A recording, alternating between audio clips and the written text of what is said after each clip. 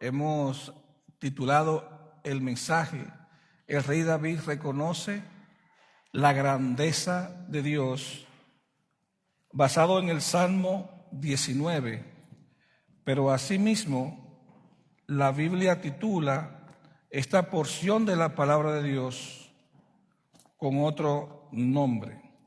Salmo 19 será la base de nuestro mensaje en esta mañana.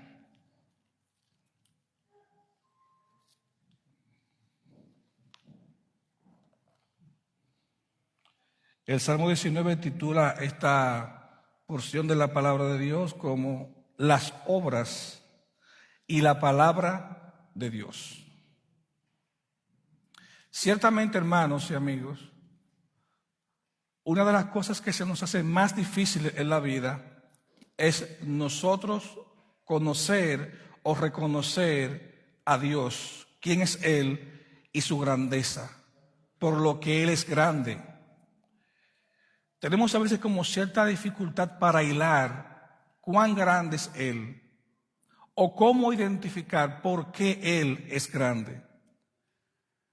La alabanza o el salmo que nuestro hermano Marisana acabó de cantar en el momento que estábamos depositando las ofrendas, el Salmo 23, también es un salmo que la Biblia le atribuye a David. El Señor es mi pastor, nada me faltará. Y en este salmo que también se le atribuye a él, David está diciendo y hablando sobre las obras de Dios y la palabra de Dios. Vamos a dividir entonces este salmo en tres partes. Primero vamos a leer los versículos del 1 al 6, luego los versículos del 7 al 10 y posteriormente los versículos del 11 al 14. Vamos a comenzar entonces en el versículo 1 del Salmo 19, que dice así: los cielos cuentan la gloria de Dios, y el firmamento anuncia la obra de sus manos. Un día emite palabra a otro día, y una noche a otra noche declara sabiduría. No hay lenguaje ni palabras, ni es oída su voz. Por toda la tierra salió su voz, y hasta el extremo del mundo sus palabras. En ellos puso tabernáculo para el sol. Y como esposo, sale de su tálamo, se alegra cual gigante para correr el camino.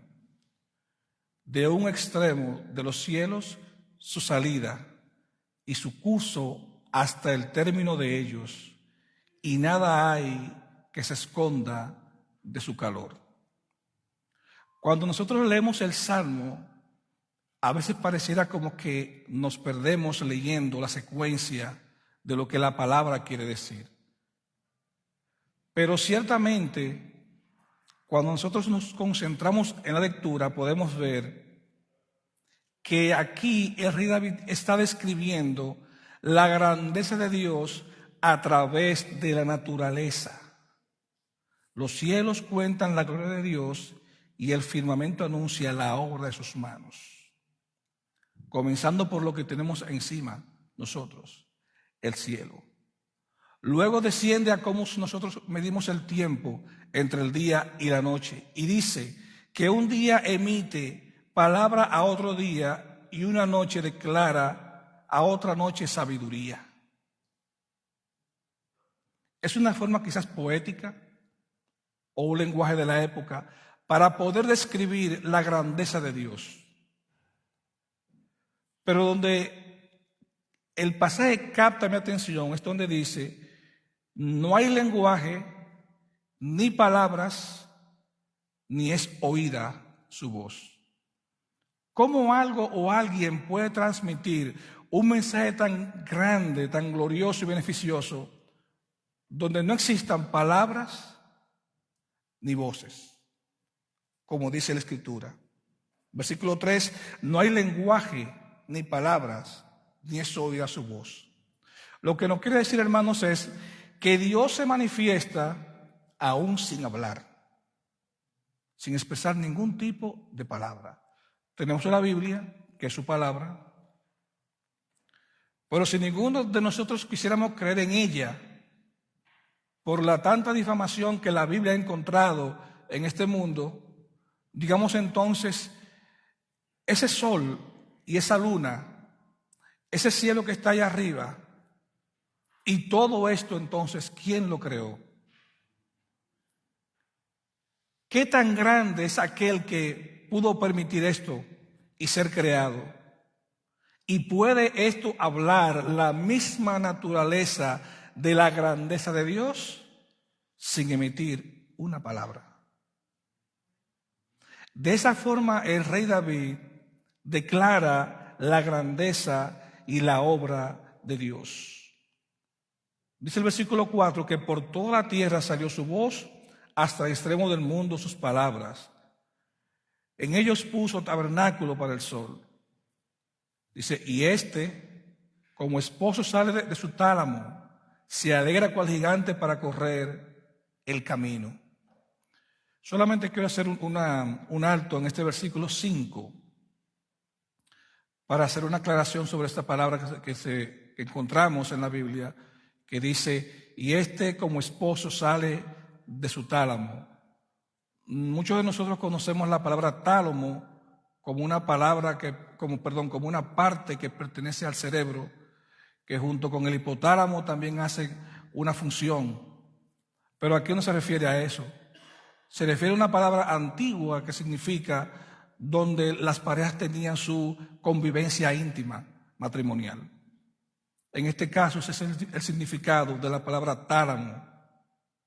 Dice que se alegra cual gigante para correr el camino. Termina esta parte diciendo entonces, de un extremo de los cielos es su salida y su curso hasta el término de ellos, y nada hay que se esconda de su calor. Nada hay que se esconda de Dios. Nada existe en este mundo que se esconda de Dios. Nosotros no podemos escondernos de Dios. Nuestras acciones no se pueden esconder delante de Dios. Nuestros pensamientos no se pueden esconder delante de Dios. Nuestra vida no puede estar escondida delante de la presencia de Dios. Y así en principio el rey David trata de expresar la grandeza de Dios a través de la naturaleza. Pero ahora viene otra parte del Salmo en donde el rey apunta hacia la palabra de Dios. Y dice el versículo 7, la ley de Jehová es perfecta, que convierte el alma. Cuando usted y yo nos disponemos a incursionar en cualquier tipo de estudio, cual que sea, es seguro que ese conocimiento va a cambiar nuestra forma de pensar. Si usted va a la universidad y estudia medicina o estudia ingeniería, ya una vez que usted termina sus estudios y se gradúa, su mente no va a ser la misma, su pensamiento no va a ser el mismo, al igual que cuando usted comenzó, sino que ese conocimiento va a transformar su vida y va a transformar su mente, porque ya usted ha adquirido un nuevo conocimiento.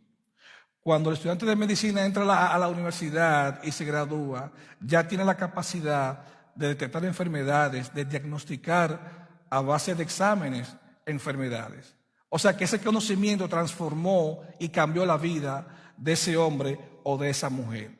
Así también la palabra de Dios es perfecta, que convierte el alma, convierte el interior del hombre, transforma el interior del hombre. Y es ahí a donde todo cristiano debe de apuntar. A que esta palabra convierta nuestra alma, convierta nuestro ser, para que entonces podamos ser verdaderos y mejores creyentes. El testimonio de Jehová es fiel, que hace sabio al sencillo.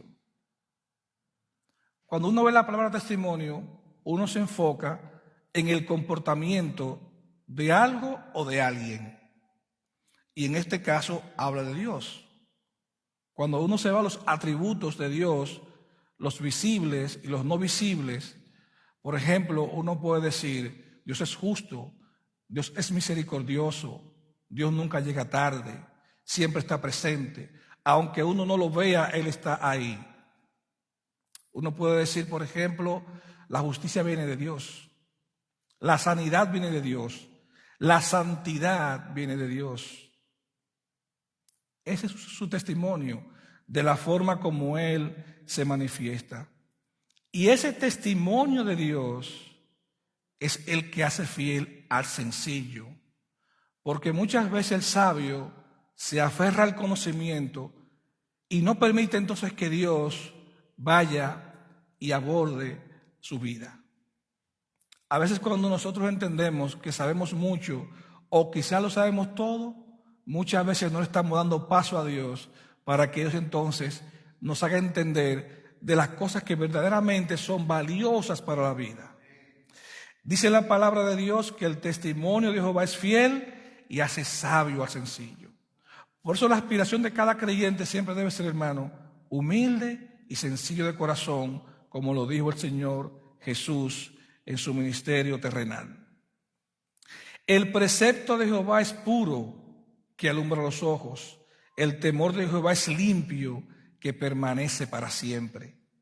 Los juicios de Jehová son verdad, todos justos. Deseables son más que el oro y más que mucho oro afinado, y dulces más que la miel y la miel que destila del panal. Los mandamientos de Jehová, dice el versículo 8, son rectos, que alegran el corazón. Pero pareciera que a muchos de nosotros, hermanos, los mandamientos de Jehová a veces no son de carga. Y probablemente nos son de carga porque tenemos la responsabilidad delante de Él de cumplirlos. Pero no debería ser así. La palabra dice que los mandamientos de Jehová son rectos, que alegran el corazón. O sea que debe de haber una alegría en el creyente cuando uno se dispone a cumplir los mandamientos de Dios. Los mandamientos de Dios no deben ser carga para nosotros. Es como cuando andamos conduciendo en la calle. Con tantas señales y tantas leyes, tenemos que ser cautos. Y a veces al conducir se nos crea hasta una presión interna. Pero esas leyes que están ahí son para cuidarnos, para que haya un orden, para que no caigamos en un caos. Asimismo, los mandamientos de Jehová, que son rectos, deben de alegrar nuestro corazón, porque son los que nos van a dar tranquilidad, nos van a dar esperanza, seguridad y tranquilidad en nuestras vidas. El temor de Jehová o el temor a Jehová es limpio, que también se traduce como sabiduría. La gente entiende que Jehová es un Dios que se le teme como alguien que tiene miedo. Dice la palabra que el temor de Jehová es la sabiduría, o que la sabiduría es el temor de Jehová o a Jehová.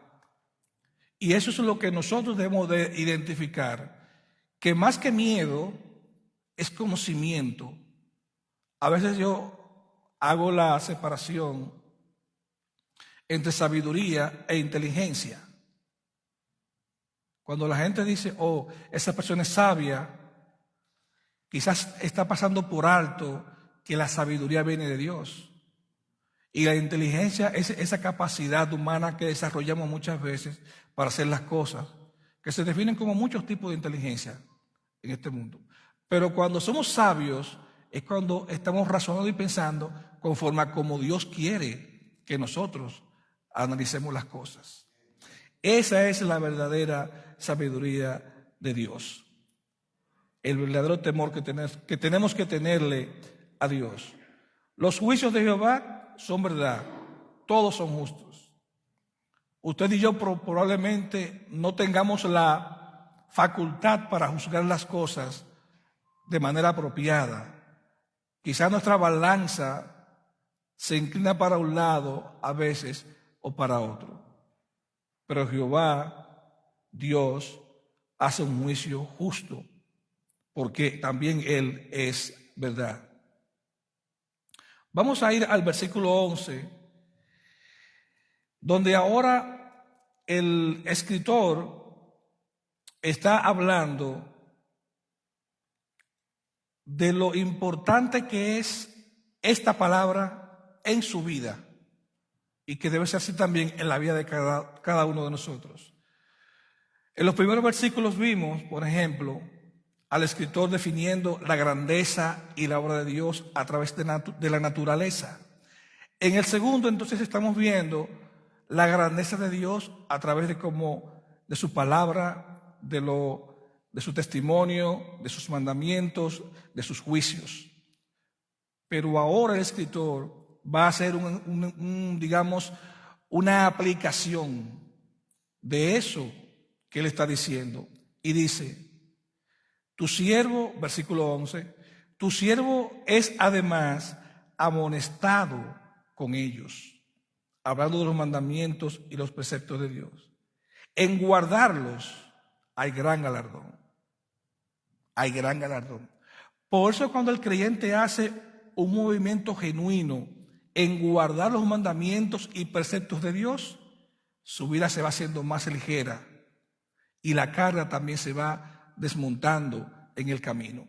Porque más que seguir las corrientes y las cosas de este mundo, va siguiendo también las cosas de Dios, va priorizando las cosas de Dios. Dice el versículo 12, ¿quién podrá entender sus propios errores? ¿Quién podrá decir en un momento, sí, verdaderamente yo estoy equivocado? Verdaderamente yo no ando en el camino correcto. Verdaderamente he cometido un error.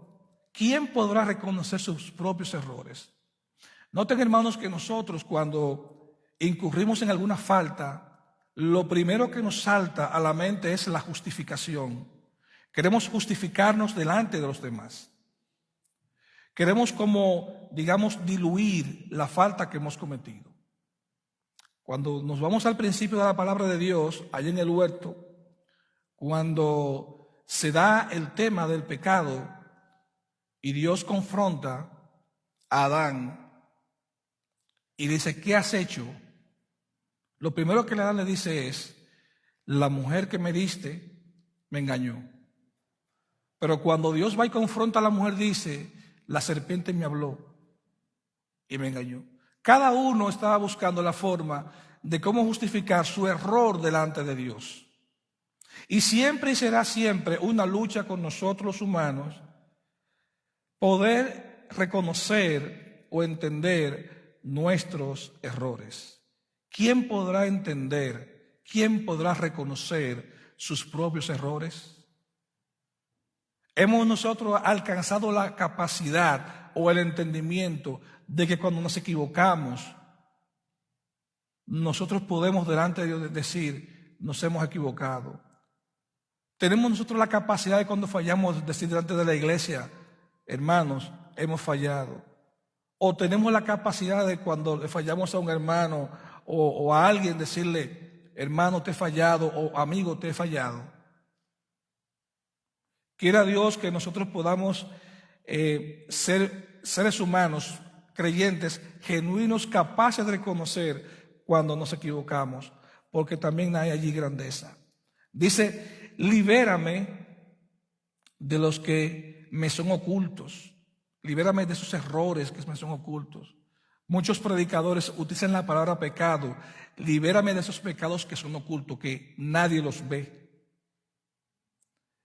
Versículo 13 dice, preserva también a tu siervo de las soberbias.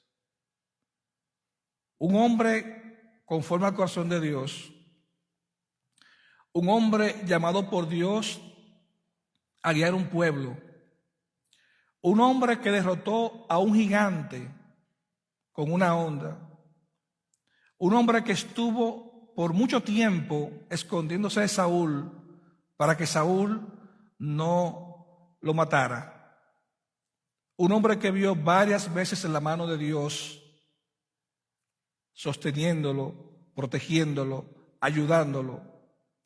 Es ese hombre que dice ahora, preserva a tu siervo de las soberbias, que no se enseñoren de mí, entonces seré íntegro y estaré limpio de gran rebelión. Los seres humanos por naturaleza siempre somos rebeldes a algo o a alguien. Cuando algo no nos gusta, nosotros muchas veces nos hacemos rebelde a eso.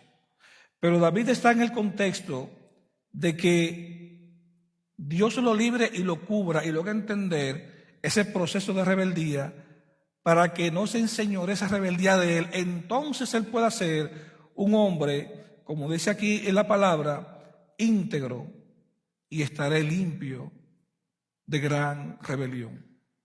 Porque la encomienda hacia él era grande. Pero no solo para David, para cualquier hombre o para cualquier mujer que se disponga a buscar a Dios, que se disponga a buscar la presencia de Dios, este es un punto importante. Preserva a tu siervo.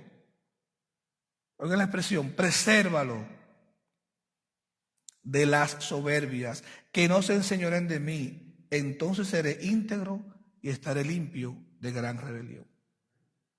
Cuando nosotros mostramos algún tipo de rebeldía o de soberbia en la vida, a veces nos impide continuar adelante. Hay cosas que nos ponen, que nos sacan del control. Hay eventos en la vida que llevamos una carga por tiempos, y eso a veces no nos permite o no nos hace acercarnos más a Dios con tranquilidad. Pero cuando uno es capaz de esa carga ponerla ahí al Señor, el Señor se va a encargar de eso.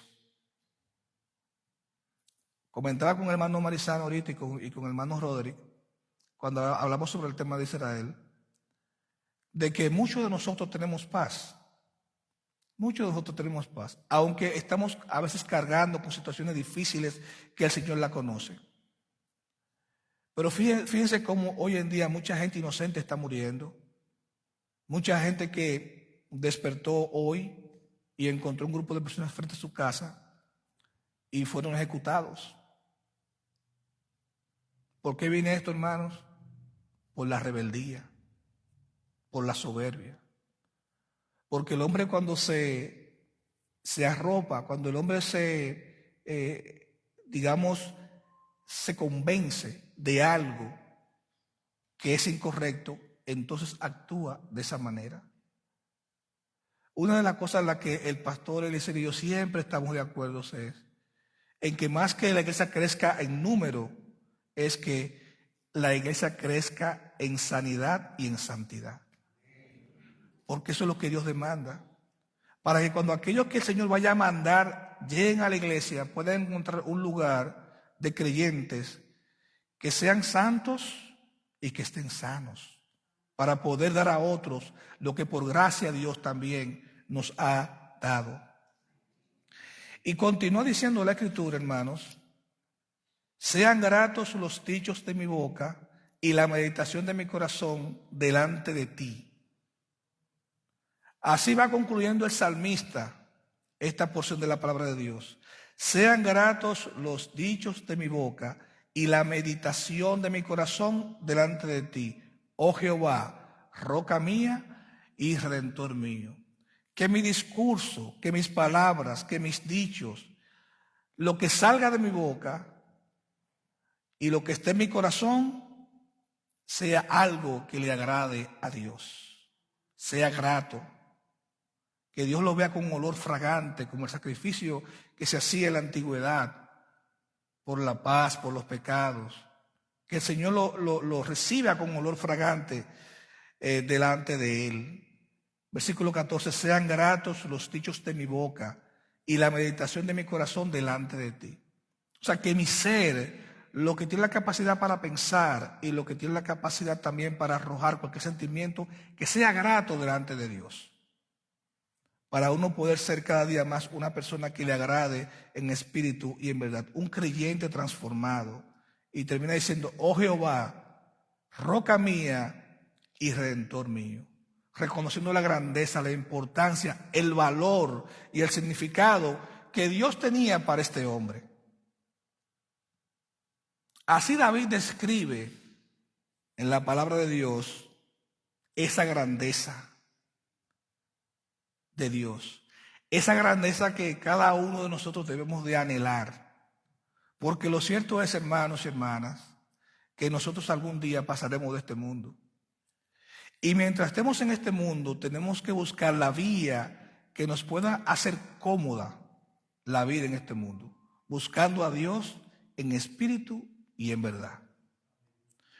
Todos nosotros estamos bregando a diario con problemas en el trabajo, con problemas en la familia, a veces con enfermedades, con problemas con los amigos. Hay miles de situaciones que nosotros todos los días estamos tratando con esas situaciones. Pero en medio de todo eso, hay que buscar una consolación, hay que buscar un entendimiento a través de la palabra de Dios. Sean gratos todos los dichos de mi boca y la meditación de mi corazón delante de ti, oh Jehová, roca mía y castillo mío. Es tan grande la convicción de alguien que tiene a Dios como su Redentor, como su Salvador, como la inspiración de su vida, que cuando uno se va a los Hechos, que es el libro que estamos estudiando los jueves, uno medita a veces cómo aquella gente, los primeros creyentes, arrojaban en su vida esa convicción, tenían en su vida esa convicción de que Jesús, de que Dios, de que el Evangelio, de la comunión de los hermanos. Aquellos hombres, como dice la palabra, que comenzaron 12 hombres que eran comunes y corrientes. Aquellos hombres que eran en su mayoría hombres del burgo, como dice la palabra de Dios, sin letra. Sin letra. Y el mismo Dios preparó a este grupo de hombres para que llevaran esa palabra. A Dios le gusta la adoración, le gusta la alabanza, como Él lo dice, en la forma sencilla, para que el único que sea grande en ese momento sea Él.